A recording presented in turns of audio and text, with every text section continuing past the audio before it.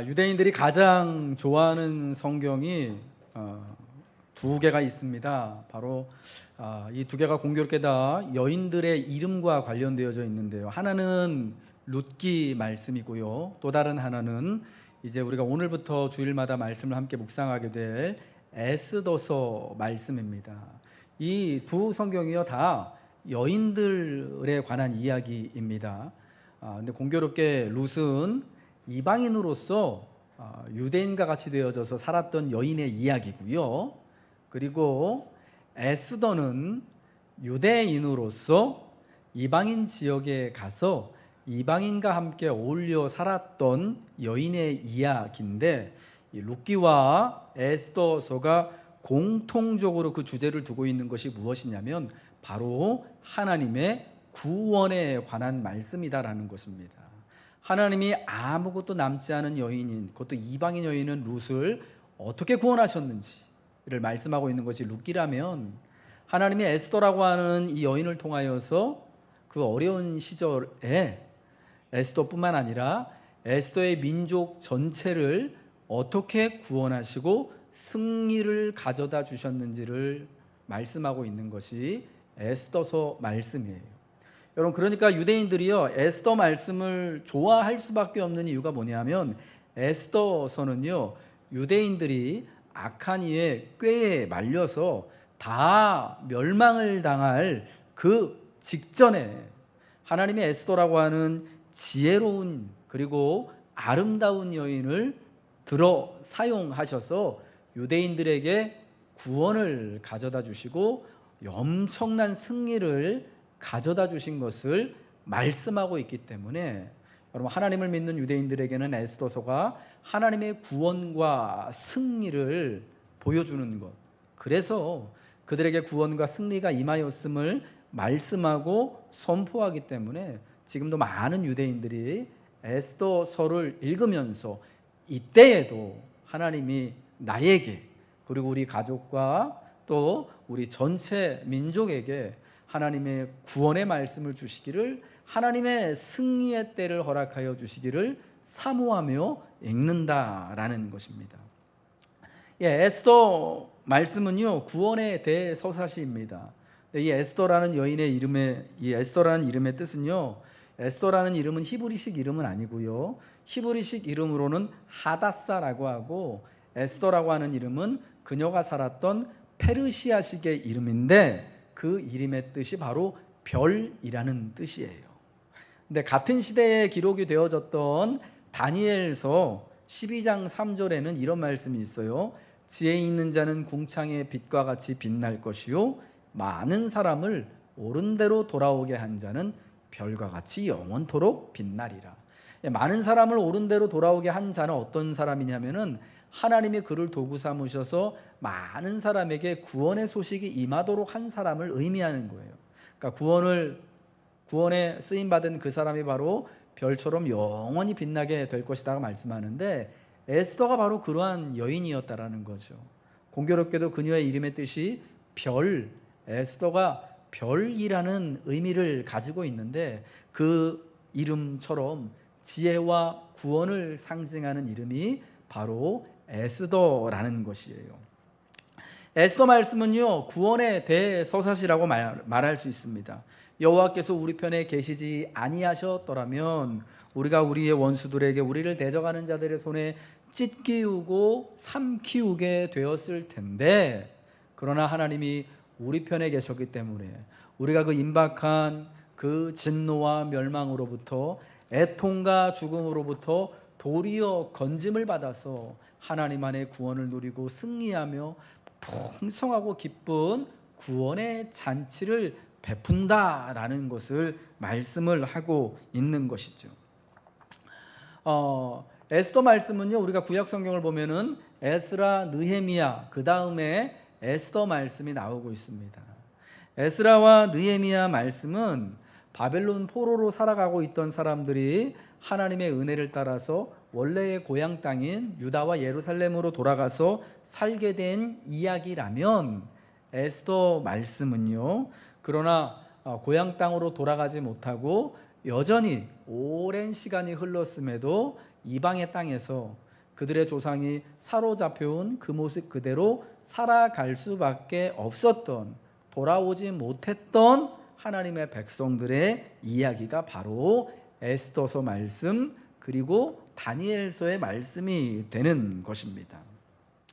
여러분, 돌아오지 못한 사람들, 고향으로 돌아가지 못하고 이렇게 온 세상에 흩어져서 살 수밖에 없었던 사람들에게는 여러분 어떤 질문이, 어떤 고민이 있었겠습니까?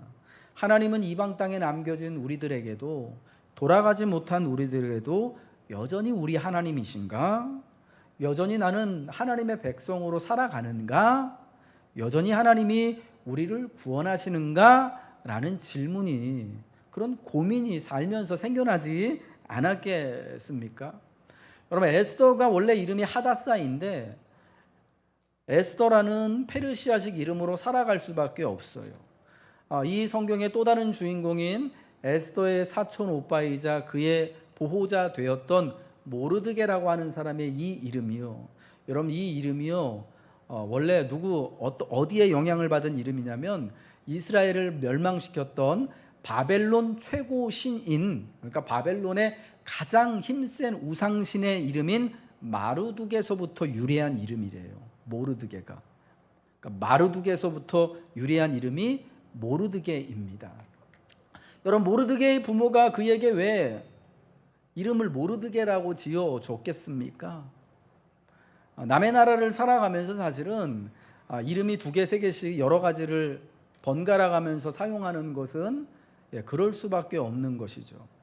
그런데 그 땅을 살아가면서 유대식 이름이 아니라 페르시아식 이름이, 그리고 바벨론 신의 영향을 받은 이름을 쓸 수밖에 없었던 이유는, 여러분 그런 이름을 대고 살아야지, 그리고 그들의 문화에 동화되어져서, 그들의 신앙에 동화되어져서 살 때에만 살기에 유리하고 생존을 보장받을 수 있었던 환경이기 때문이었다라는 것을 우리는 이해해야 합니다. 에스더가 왕비가 되어져서 궁에 들어갈 때에 모르드게가 에스더에게 이렇게 충고해 주는 게 어떤 겁니까? 내 민족과 종족이 유다인이라는 것을 절대 누구에게도 말하지 말라는 것이었습니다. 여러분, 누구한테 다른 집안으로 시집 가는데 부모님이 누군지, 내 집안이 어디인지 이런 거 여러분 말하지 않고 갈 수가 없는 것이잖아요. 숨기라고 이야기를 하는 거예요. 그만큼 사실은 유다인답게 살아가는 것이 굉장히 어렵고, 이 남의 나라 흩어진 곳에서 살면서는 그들의 문화와 그들의 신앙대로 사는 것이 삶에 훨씬 유리할 수밖에 없었다라는 것입니다. 여러분, 그런 문화 가운데 살면서 내가 하나님의 백성인지, 내가 하나님을 섬기는 사람인지 그러지 않은 사람인지 헷갈릴 수밖에 없지 않았겠습니까? 때로는 자기 자신한테 자기의 정체성이 헷갈리기도 하고, 이렇게 하나님을 제대로 섬기지 못하고 이방 사람들처럼 동화되어져서 살아가는 모습을 보면서 여러분 낙심되지도 않겠습니까? 내가 그래도 하나님 섬기는 사람인가? 하나님이 이런 우리의 모습을 보면서도 하나님 나를 기뻐하실까? 코로나 핑계대고 예배드리지도 못하고 기도하지도 못하고 이미 다 지나가서 거리두기도 해제되고 했는데 이전처럼 이렇게 섬기지 못하고 수고하지 못하는, 하나님 의지하지 못하고 사는 내 모습 보면서 하나님이 뭐라 하실까? 여러분, 사실 우리가 다 똑같이 느끼는 그런 부분 아니겠습니까? 여러분, 그때 성경이 뭐라고 말씀하시냐면 에스더서를 통해서요, 그래 괜찮아, 그래도 나는 여전히 너희의 하나님이야. 여전히 비록 이방 땅에 살면서 에스더라는 이름으로 불리우고 모르드게라는 이름으로 불리우지만 여전히 너희는 내 백성이고 나는 여전히 너희를 보호하고 여전히 내 백성들을 구원하는 하나님이야 라는 것을 에스더서를 통하여서 우리에게 말씀하신다라는 것입니다. 오늘 에스더서 1장에서는요, 페르시아 제국에 있었던 진짜 놀라운 잔치에 대하여서 말씀해 주고 있습니다. 180일 동안 국가 전체에서 모든 백성들과 왕의 신하들과 왕의 장수들이 참여하는 잔치가 벌어지고, 그리고 그 잔치가 끝나자마자 또 그 잔치를 위해서 준비하고 동원되었던 이 페르시아 제국의 수도인 수산성의 백성들을 위한 잔치가 7일간에 걸쳐서 이어지게 되는 겁니다. 여러분, 이 잔치는요, 그저 흥청망청 먹고 마시려고 하는 그런 잔치가 절대 아닙니다. 오늘날 여러분, 이 한 나라에서 1년의 절반가량 되는 187일을 잔치로 보낸다라는 게 여러분 상상이 되십니까? 아마 그런 나라가 있으면은 분명히 그 나라는요 끝장날 거예요. 곧 망할지도 모를 겁니다. 여러분이 성경의 에스더서의 그때의 페르시아 제국의 잔치는요 국가적인 잔치였고 국가적인 통치에 매우 중요한 이벤트였다라는 겁니다. 당시에 아하수에로 왕이요, 이 사람은 페르시아 제국의 4번째 왕입니다. 그의 할아버지의 할아버지가 우리 성경에서 그 유명한 고레스 대왕이에요. 고레스 대왕, 유대인들에게 예루살렘으로 돌아가라는 칙령, 법령을 반포한 왕이고요. 바로 이 고레스 왕이 바벨론 제국을 무너뜨리고 페르시아 나라를 세운 사람입니다. 그리고 그 뒤에 일어난 아들이 왕이 된 사람이 그의 아들인 캄피세스라고 하는 왕인데요. 이 왕은 그 아프리카, 지금의 아프리카지요, 이집트를 정복하여서 큰 영토를 만든 사람이 바로 뒤이어서 캄피세스라고 하는 왕이고요. 그의 아들로서 왕이 된 사람이 페르시아에서 지금은 페르시아가 이란이라고 불리우죠. 그 페르시아 이란이라고 하는 그 나라의 사람들에게 우리나라로 치면 세종대왕이나 광개토대왕처럼 굉장히 존경을 받는 다리우스라고 하는, 성경에 의하면 다리오라고 하는 왕입니다. 여러분, 이 에스더에 나온 아하수에로 왕은요 바로 그 대왕의 아들인 다리우스 대왕의 아들이에요. 그래서 다리우스 대왕의 아들로 4번째 페르시아 대제국의 왕이 된 사람이 아하수에로 왕이었습니다. 이 왕이요 수상궁에서 즉위하고 왕이 된 지 3년에 그의 모든 지방관과 신하들을 위하여서 잔치를 베풀었습니다. 그래서 바사와 메대의 각 지방의 귀족과 장관과 지방관들이 다 왕 앞에 모였습니다. 그리고 180일 동안에 그의 영화로운 나라의 부함과 위엄의 혁혁함을 나타냈다라고 오늘 본문 4절에서 그렇게 말씀을 해주고 있습니다. 여러분, 그 당시 이 페르시아 제국이 아하수에로가 다스렸던 페르시아 제국이 얼마나 강대한 제국이었냐라는 것을 이 사진을 보면 알 수가 있습니다. 사진 한번 띄워주시겠습니까? 그 당시 아하수에로가 다스렸던 페르시아 제국의 통치했던 영토예요. 저 하늘색으로 마크된 부분이 다 아하수에로, 그러니까 에스더의 남편이 다스렸던 페르시아 제국입니다. 저 동쪽으로는 인더스강이 보이죠? 저기 인도 지방입니다. 저 인도스강 동쪽은 파키스탄이에요. 파키스탄까지 다스렸던 사람이 바로 아하수에로고요. 저 서쪽 끝에 저 밑에 이집트 있죠? 저기까지. 그래서 아프리카 전역, 그리고 인도 전역, 중동 전역, 그리고 지중해 일부까지. 지도에 보면은 아테네가 이렇게 조그맣게 남아 있는데요. 지중해 전역과 아시아와 아프리카에 이르는 큰 나라와 영토를 다스렸던 사람이 아하수에로라고 하는 왕이었던 거예요. 이 사람은요 사실은 아버지를 잘 만난 거죠.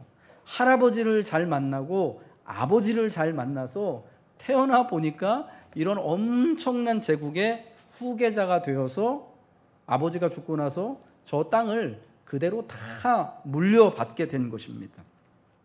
여러분, 이 왕이 즉위한 지 3년째 그 영화로운 나라의 부함과 위엄의 혁혁함을 나타내고자 잔치를 벌여요.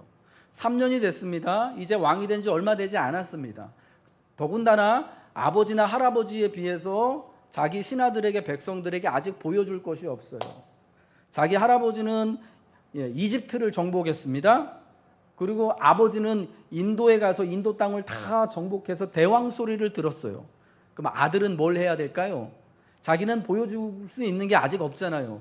그래서 잔치를 계획한 거예요. 즉위를 하자마자 아마 이 180일간의 잔치를 준비를 했을 것입니다. 지금으로 치면은 전 세계적인 이벤트, 월드컵이나 올림픽을 개최하는 거하고 비슷하다라고 여러분 말씀드리고 싶습니다.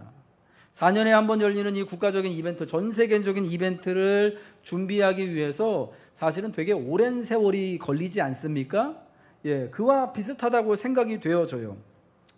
이 잔치를 위해서 사실은 많은 세월들을 아하수에로 왕이 즉위하고 준비를 했을 거예요. 그리고 즉위한 지 3년째가 되는 해 마침내 자신의 나라의 모든 사람들에게, 모든 신하들과 장수들과 백성들에게 자신의 위엄과 권위를 나타낼 잔치를 이제 시작하게 된 겁니다.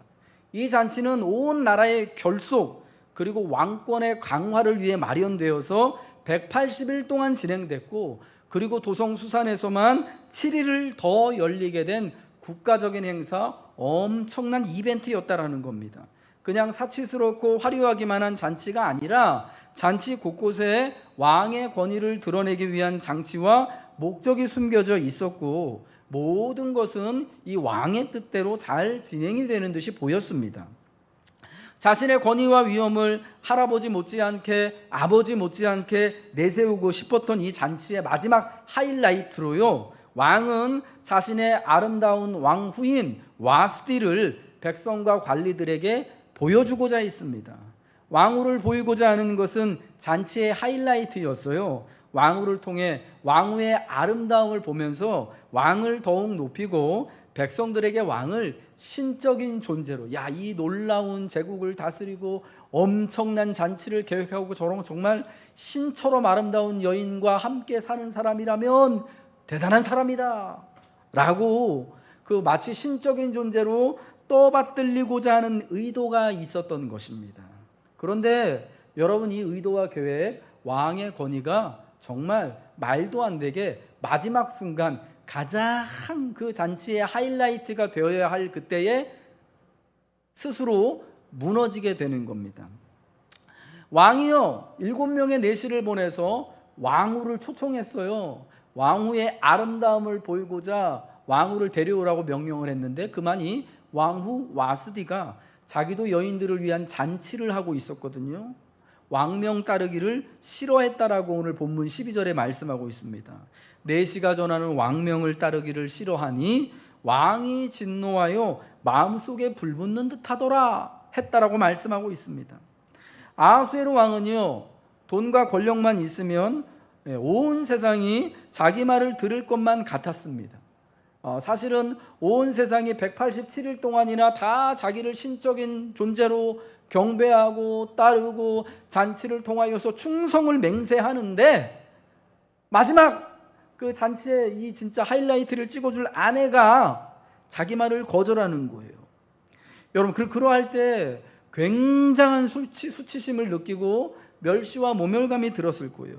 그래서 마음속에 불이 그냥 불붙는 것처럼 그냥 분노의 불길이 활활 불타오르게 되었습니다. 세상의 모든 것을 가지고 모든 것을 할 수 있는 권세와 힘을 가지고 있는 남자가 정말 별것도 아닌 일에, 여러분, 아내가 그렇게 말할 수 있는 거 아니겠습니까? 여러분, 토닥토닥 다투다가 부부끼리 조금 쌈날 수 있는 거 아니겠습니까? 그게 뭐 그렇게 큰일이라고, 부부싸움은 칼로 물베기라고도 옛 우리 어른들이 말씀하셨는데, 그런데 여러분, 이 왕은 지금 존재 자체가, 자기가 서 있는 자체가 우리하고는 완전히 다른 사람이거든요. 그러니까 이제 이 별것도 아닌 이 한 가지 일에 의하여서 자기의 명예와 권위와 권세가 완전히 다 무너지게 된 거예요. 예, 그래서 이 왕의 권위가 왕으로 인해 바닥에 떨어지게 되었습니다. 페르시아 제국 내 모든 가정에서 이 사실을 알게 될 여인들에 의해 재미난 이야기거리 정도밖에 되지 않을 처지가 된 거예요. 즉위 후 3년간 그리고 187일간의 이 잔치에 대한 모든 노력에 다 수포로 돌아가게 생겼습니다. 무너진 왕의 권위, 왕의 자존심은 어떻게 세울 수 있을까? 이것이 왕과 그의 신하들이 당장 해결해야 할 문제였던 거예요.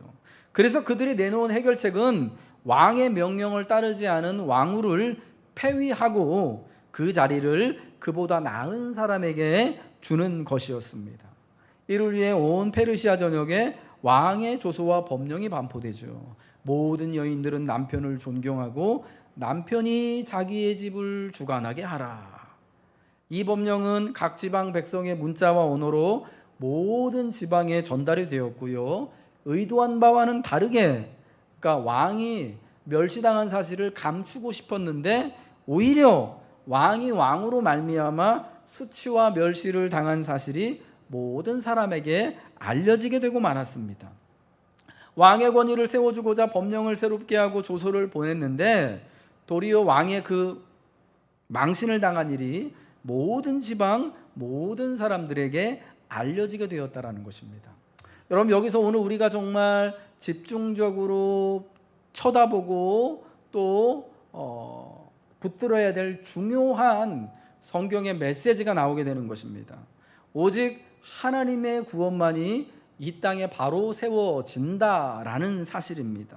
오직 하나님의 은혜만이 우리 가운데 영원히 바로 선다라는 거예요. 이 에스더서 이야기에서요, 대제국 페르시아 왕의 권위, 그리고 그의 권위와 위엄을 세우려고 하는 왕의 계획은요, 하나하나 차례차례 다 실패하는 것으로 그려집니다. 이 왕의 의도는요, 처음부터 하나도 제대로 세워지지 않아요. 자기 나라의 이 기반을 튼튼하게 하고 자기 권위를 세우고자 187일간의 엄청난 돈이 드는 사람이 다 몰려오는 그 잔치를 벌였는데, 여러분, 그 잔치가 결국은 실패한 잔치가 됩니다. 왕이 진노하고 멸시받는 잔치가 됩니다. 왕후가 왕의 청을 거절하게 됩니다. 모든 사람이 다 자기 말을 들어야 되는데 제일 가장, 어떻게 보면 가장 가까이에 있는 그 사람이 자기 말을 듣지 않아요. 그로 인해서 왕의 수치와 멸시가 온 백성에게 감추고 싶었던 것이 다 알려지게 되는 것입니다. 이쯤 되면 참 안 됐다는 마음이 들어요. 엄청난 권세와 힘을 가진 왕이 하는 모든 일들이 실패하고 사라집니다. 여러분, 뿐만 아니라요, 이 왕후 와스디를 폐위하고 에스더를 왕비로 맞이하기까지 4년이란 세월이 흐르는데, 그 기간 동안, 그러니까 이 잔치가 끝나고 왕후 와스디를 폐위하고 얼마 되지 않아서요, 이 아하수에로 왕이요, 그리스로 쳐들어가요. 그게 그 유명한 4차 그리스 페르시아 전쟁인데, 이때 왕이요 직접 26만 명이나 되는 대군을 이끌고 직접 그리스로 쳐들어가는데 결과는 어떻게 되느냐? 여러분, 영화에서도 보셨을 겁니다. 300 스파르타, 그 영화 아시죠? 그게 그 이 배경이에요. 왕창 지고 대패하고 돌아오게 됩니다. 여러분, 그 전쟁으로 인하여서 페르시아의 국군이 이렇게 확 꺾이게 되고 그리스, 헬라의 국군이 올라오게 되는 거예요. 페르시아라는 나라가 훨씬 막강했음에도 불구하고요, 영토도 훨씬 넓고 돈도 훨씬 많고 군대도 훨씬 많았음에도 불구하고 이 전쟁에서도 대패를 하게 되어지는 거예요. 여러분, 참 희한한 거죠. 가장 부강한 나라, 가장 영화로운 나라에 위험이 가득한 왕이요, 자신의 한마디에 따라서 왕후를 패하기도 하고 187일 동안이나 모든 나라의 사물을 또 이렇게 딱 그만두고 잔치를 벌일 수 있는 이 왕이 사람을 높이기도 하고 죽이기도 할 수 있고 수십만 명의 군대를 동원하는 것도 가능하고 정한 한 날 한 민족 전체를 죽일 수 있는 법령을 만들 수도 있는 왕임에도 불구하고요, 그가 하는 모든 일들은 이렇듯 계속해서 한 번도 성공하지 못하고 있다라는 거예요. 여러분, 이를 통해서 하나님이 우리에게 말씀하시는 바, 이때에 주시는 말씀이 있는데, 그것은 제 아무리 세상에 가장 힘센 권력자요 신과 같은 위엄을 가지고 있는 자라 할지라도 그의 계획이 온전할 수 없다라는 겁니다. 지금은 당장은 그 힘을 가지고 뭔가 할 수 있는 것 같지만 그러나 결국은 실패하게 된다라는 것이죠. 그도 역시 우리와 같은 사람이라서 멸시와 수치를 당할 수도 있다라는 것입니다. 여러분, 이 아하수에로 왕과 관련되어져서요 되게 재밌는 일화가 하나 있습니다. 이 아하수에로 왕이 그리스로 쳐들어갈 때요, 배를 타고 바다를 건너가는데 하루는 바다에 큰 폭풍이 일어나요. 파도가 엄청 강해서 도저히 배를 타고 항해를 할 수 없을 지경이 되었습니다. 이때 이 왕이 어떻게 하는지 아십니까? 감히 나 아하수에로 왕의 앞길을 이 바다 따위가, 파도 따위가 막는다고? 여봐라, 사람들에게 명해서 저 바다에 채찍질을 하라고 명합니다. 감히 바다 따위가 이 대왕의 앞길을 막는다고 가서 파도를 때리라는 거예요. 말도 안 되는 명령이죠. 그런데 여러분, 그 명령을 듣고요, 정말 이 왕의 수하들이요 가서 채찍을 들고, 말을 때리는 그 채찍을 들고요 파도를 열심히 이렇게 때렸대요. 감히 우리 왕의 앞길을, 같이 미친 거죠. 근데 여러분, 그와 같은 말도 안 되는 명령이 통할 정도로 이 사람의 권위와 권세는 막강했어요. 자기도 그렇지만 그 주변에 있던 사람들도 다 이 아하수에로를 신과 같은 존재로 그렇게 떠받들고 있었던 사람인데, 여러분, 그래서 그가 하는 모든 일들이 다 할 수 있을 것만 같은, 잔치도 187일이나 하고 한마디에 따라서 진짜 수십 명, 수십만 명이 왔다 갔다 할 수도 있는 바로 그 사람, 바다에도 채찍질을 할 수 있는 바로 그 사람, 여러분, 그 사람에게도 멸시와 수치를 당하는 때가 있다라는 거예요. 대단한 권세를 가지고 있는 듯이 보이더라도 우리처럼 아내에게 혹은 남편에게 기분 나쁠 수 있는 사람, 속상할 수 있는 사람이에요. 여러분, 혹시 우리 중에 어제 혹은 그제 집에서 좀 별로 이렇게 언짢은 일이 계셨던 분 계시다면 여러분, 괜찮아요. 다 그러고 사는 것입니다. 아하수에로 왕도 그렇게 수치와 모멸감을 당했는데, 여러분, 우리는 뭐 더 낫겠습니까? 그게 너무 자연스럽다라는 거예요. 사람은 실패하는 게 너무 당연한 거고요. 때로는 내 가장 가까이 있는 사람 때문에 멸시와 모멸감을 당할 수도 있습니다. 어쩌면 권위와 권세가 막강한 힘이 더 있기 때문에 더 큰 수치와 실패감과 당혹감을 느끼는 게 우리 사람이다라는 겁니다. 여러분, 힘을 가지고 하는 것은 처음에는 다 잘 되는 것처럼 보이지만 결국 그게요, 영원히 세워지지가 않는 거예요. 결국은 그 수치가 드러나고 실패가 드러나게 되는 것입니다. 오직 하나님을 믿는 믿음으로 살고자 할 때 믿음 안에서 주를 따르는 것들만이 에스더처럼 저 하늘의 별과 같이 영원히 빛나게 되는 것입니다. 하나님의 계획과 하나님의 일하심은 눈에 보이지 않지만 한 번도 실패하지 않습니다. 정확한 하나님의 구원의 때를 위해 단계 준비가 되고 실행이 되어서 마침내 하나님의 뜻, 하나님의 구원이 이루어집니다. 이러한 사실이 에스더와 같은 시대를 살아가는 백성들에게 주는 메시지였지 않겠습니까?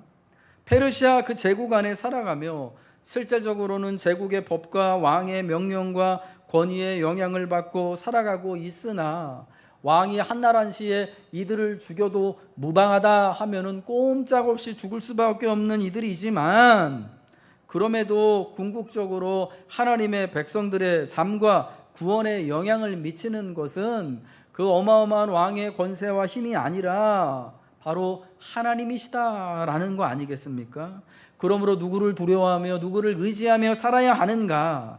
아하수에로 왕이 아니라, 제국의 문화와 세상의 그 세속적인 그런 힘과 권세가 아니라 하나님을 의지하고 하나님의 말씀을 따라 살며 하나님이 허락하실 구원과 안식을 기대하고 누리고 살아야 한다라는 것을 우리에게 말씀해 주고 있는 것 아니겠습니까? 그것이 이때를 살아가는 우리의 모습이어야 한다라는 것입니다. 하나님의 백성들이 흩어져서 세상 여기저기에 살면서 때로는 하나님의 백성으로서 자신의 이름과 자신의 신앙을 또 이렇게 정직하게 용기 있게 말할 수 없는 그때에 도리어 페르시아식 이름으로 에스더로 불리우고 바벨론 신의 이름을 따라서 모르드게로 불리워야만 살아갈 수 있을 것만 같은 그 상황에서도 우리가 중심으로 하나님을 의지하고 붙든다면, 하나님은 여전히 우리를 위한 하나님의 구원의 손길을 내밀어 주시고 우리의 실패와 죽음과 멸시와 무너짐의 자리에서 하나님의 뜻을 따라 우리를 건져주셔서 애통이 기쁨의 노래로 바뀌도록, 죽음의 그 자리에서 구원을 또 기뻐하는 큰 축제와 잔치를 누릴 수 있도록 하나님이 인도하심을 믿으시기 바랍니다. 여러분, 이러한 말씀이 이때에 오늘 우리에게 주어지는 말씀 아니겠습니까? 오늘 이때에 우리가 어땠습니까? 코로나 2년의 어려운 파고를 넘었습니다.